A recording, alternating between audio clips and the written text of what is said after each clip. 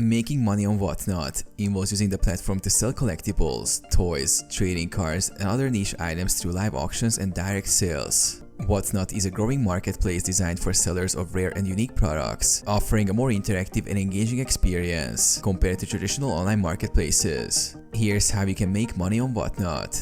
Selling collectibles. Popular categories on Whatnot include Funko Pops, sports cards, comics, action figures, and other collectibles. If you have a collection of these items, you can sell them on the platform. Create a seller account, list your items for sale, and hold live auctions where buyers can bid on your products. You can set the starting price, and the platform takes a small percentage of each sale. Hosting live auctions.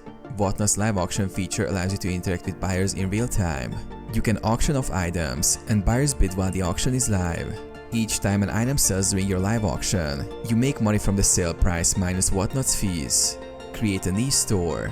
Build a store around a specific category of collectibles. Over time, you can develop a loyal customer base that regularly purchases from your store. Consistent sales will help you generate revenue, especially if you specialize in rare items.